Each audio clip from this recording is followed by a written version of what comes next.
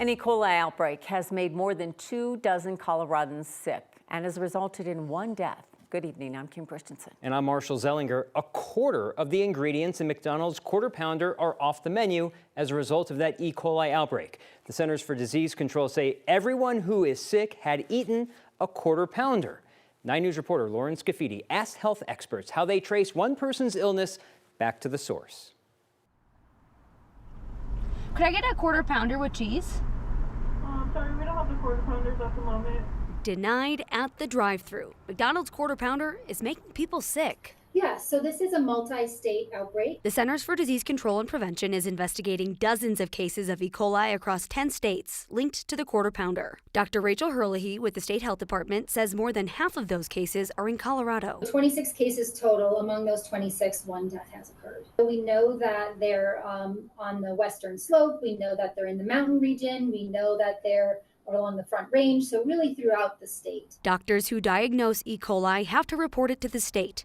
Dr. Herlihy says during the second week of October, they noticed a higher number of cases than normal. So we reach out to members of the public that have these positive test results and ask them a series of food survey type questions to try and understand foods that they ate leading up to the onset of their illness. Now they're trying to narrow down what it is about the sandwich that's making people sick.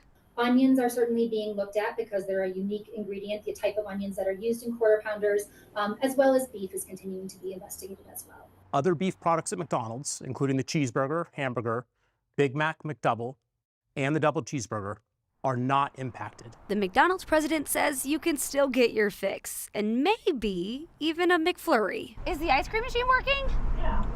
You guys are selling ice cream? Yeah. Okay, at least there's that. In Denver, Lauren Scafidi, 9 News. So what is the difference between feeling a little sick from eating fast food and E. coli?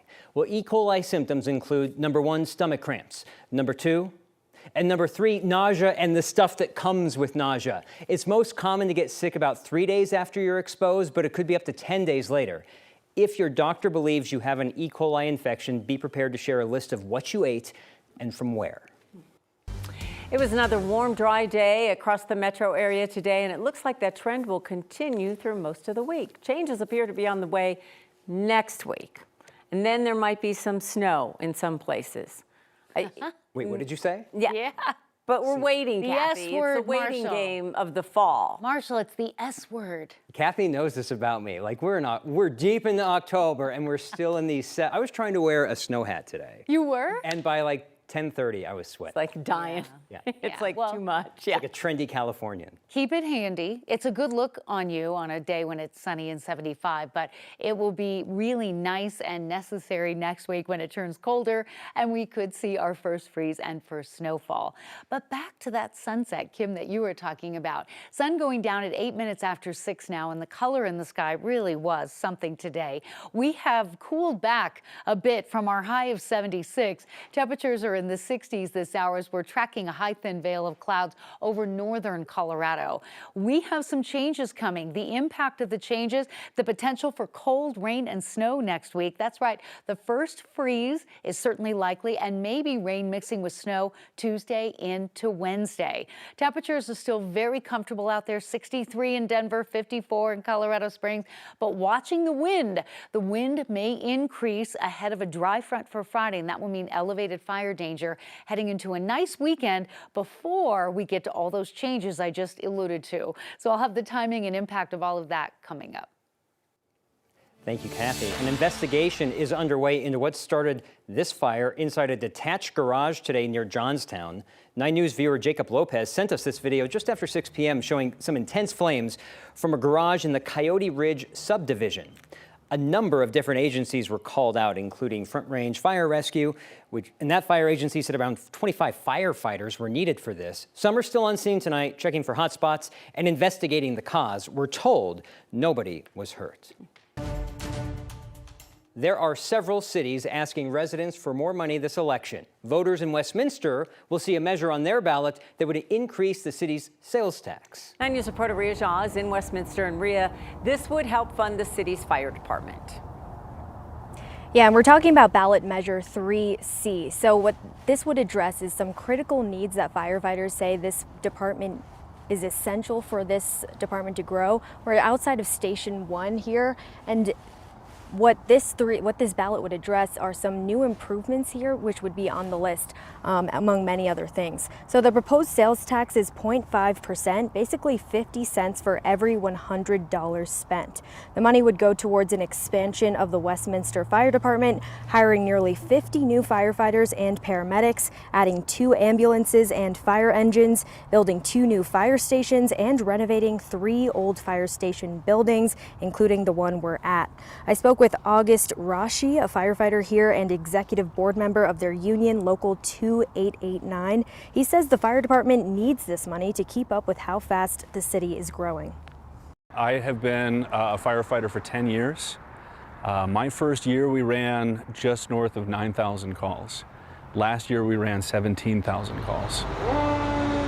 We compensate with it with, a continued excellent service. I mean, no matter what we have available to us, we're still going to meet the needs of the community. As the city grows, we're starting to see areas of diminished coverage. He said they are also hoping to put 2 new stations in areas where response times are the slowest, and this would also help the state with the increased risk of wildfires these days.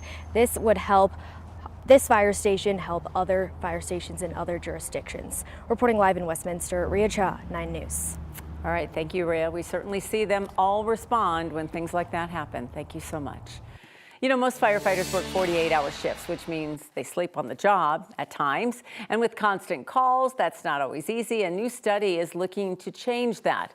197 firefighters with West Metro are wearing smartwatches to track their sleep patterns. Mike Benny, a captain with West Metro and a graduate student at Yale, is tracking all the data. He hopes the agency can use it to find better ways to get firefighters more sleep, like changing lighting at stations or switching up who responds to calls at certain times of the day. Maybe it's not the big thing. Maybe it's 5 little things we can do that create a better return on human performance than, hitting the nail with the big hammer. Researchers will continue collecting data for a few more months. Ultimately, they hope to turn that data into real-world solutions. Colorado Fire Prevention and Control helped fund that study. Knowing the price before you buy something seems like a basic expectation. Gas stations, the price right there out front. Your new favorite sweater, price on the tag. Your next medical procedure. Well, today the state launched a new website showing how much hospitals charge for a list of services. The hospital price transparency tool shows 2.5 million prices for more than 5,000 procedures at dozens of hospitals. The site shows a cash pay price, meaning what you could pay with or without insurance. And in many instances, you'll find you'd pay more using your insurance. We should be angry. That's a good thing if people look at this and they say, wait, why is my insurer paying more that I have to pay because of my deductible than I would pay if I didn't even have insurance? That's a very good question, and people should be outraged if that occurs. If you too want to be outraged, check out the Colorado Hospital Price Finder on 9news.com. Tonight, Denver Public Schools held its final community meeting about its plans to close and consolidate schools. Now it is wait and see. Just like the other 5 meetings, the district blamed declining enrollment. Superintendent Dr. Alex Marrero said DPS received a lot of questions about that, especially with thousands of new migrant students who enrolled last school year. He said the new number of arrivals is slowing, and it's not enough to offset the decline in enrollment. So these new arrivals have slowed down this year. So we truly cannot rely on last year, because this year shows that it's not something that we can depend on. Marrero will present the school board with a list of schools recommended for consolidation in 2 weeks. Then the school board will vote the week before Thanksgiving. The Nuggets and Avs will stay at Ball Arena until at least 2050. That's the promise from Kroenke Sports and Entertainment after the Denver City Council approved a huge redevelopment project around that venue. The city says it will include residential space, restaurants, bars, public parks. It will also create a pedestrian-friendly corridor to connect our 3 sporting venues, Empower Field, Ball Arena, and Coors Field. Phase 1 of the project will focus on the area from Ball Arena to downtown. There will be a bridge that goes over Spear, a hotel site, a smaller concert venue. Phase 2 will focus on residential units. At least 18% of those will be affordable housing. So when you walk out of Ball Arena, you'll have restaurants to go to, you'll have bars to drink at, you'll also have apartments to live in. You'll have childcare facilities here on site. We'll have, by the way, 1,000 units of affordable housing on this site. Project managers plan to build several parking structures to offset the loss of that street parking there. Worth noting, the whole project is expected to require about 2 decades of construction.